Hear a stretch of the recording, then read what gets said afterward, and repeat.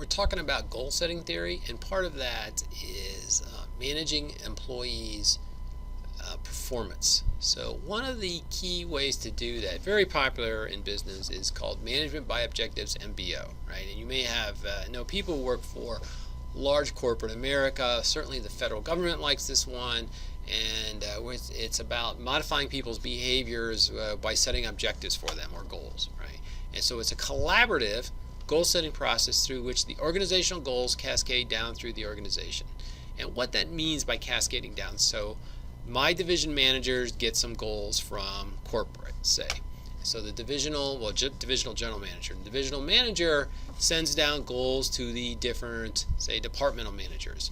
So the head of accounting gets goals, the head of IT gets goals, the head of HR gets goals, and so forth. And then I, sitting there in the marketing department, realize my boss has specific goals, and then my goals should go to support my boss's goals. That's what we mean by cascading down. So the goals should all be in alignment, right? Imagine if you were a hotel chain and one set of goals was for a really low-cost set of buildings and an operation like, say, Motel 6, but the customer service goals for really, really high-end customer service, say, I don't know, like a Hyatt or some 4-star hotel, right? Well, they're not going to match at all, right? So it's going to lead to problems in the organization, it's going to lead to morale issues, and it's certainly going to lead to performance issues. So first things first, you as an employee who are going to fill out management by objectives and have to list some of your objectives, you should find out your boss's goals, and your goals should support your boss's goals, the departmental goals.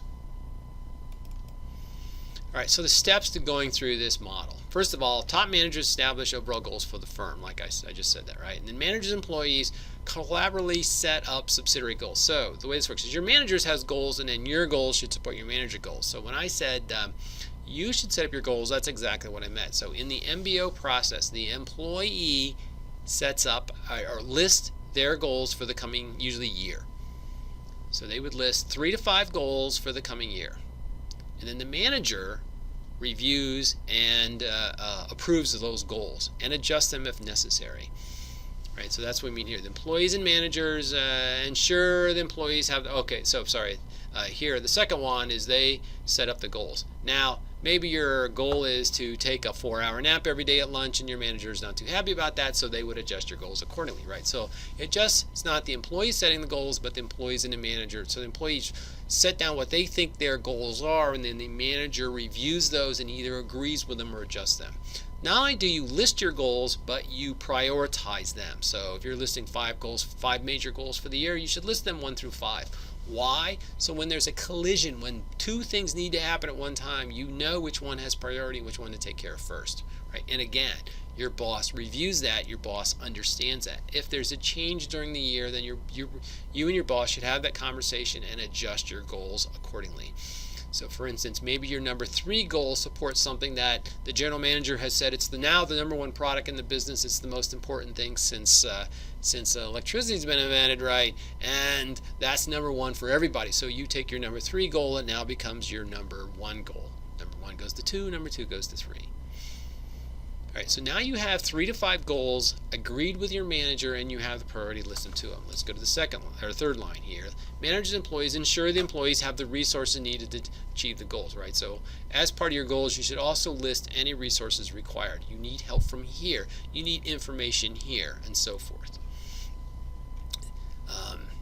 Then this says process flows downward as each subordinate manager repeats the steps down to their subordinates, right? So we talked about the cascading goals things, right? And then you go work your goals. So then the manager periodically meets with subordinates to check on progress and make the adjustments needed. My strong advice is you take your 3 to 5 goals with their priority listings, and you print it out and you stick it on your cubicle wall, or you tape it to your desk, or you have it as a pop-up on your windows. Every Monday morning it pops up to remind you what your goals are for the year. Because what's going to happen is at the end of the goal setting period, and for when the year goes by or whatever, you're going to have to pull those goals out and write down how you've done. So what happens then is the same process happens but in reverse. So the employee at the end of the work period, the end of the year, the performance period, so the review comes, the employee pulls out their goals and writes down how they've done at achieving those goals. right? And from me to you, your professional goal here should not be to achieve your goals. Your professional goal should be to exceed those goals. So either you did more than required, or you got it finished early, or were under budget. So for instance, the last, when I was talking about SMART goals, I talked about improving customer satisfaction by a certain date.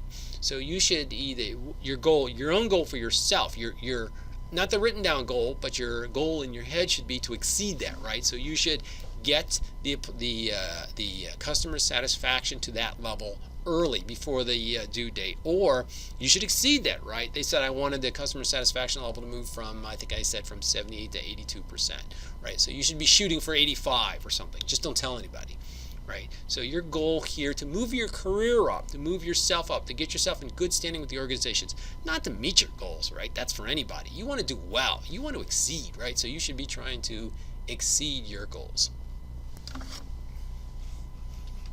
All right, and so at the end of the year, right, you know this conversation is coming.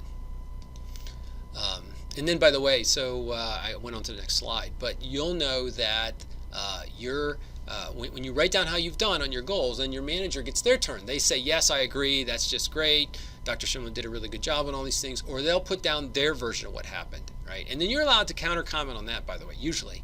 Right, and then it goes to HR, and then there's a ranking, and often it helps determine your performance appraisal. What is your performance appraisal? But it helps determine your pay and possibly your eligibility for promotion and things like that.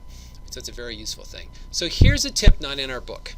It's now in some of the management books, but I've learned this working in industry. So I told you you're going to put down 3 to 5 goals, typically is what they want you to do. Don't put down 12 goals. People can't do 12 things, right? 3 to 5. The last thing, let's say you have 3 main things, or let's say 4 main things that your boss wants you to do. Okay, you list those down in priority. Boom, boom, boom, boom. But then the question is, how can you put down a goal for yourself? So come back to the next slide, right, and I'll tell you how to use this to get you promoted.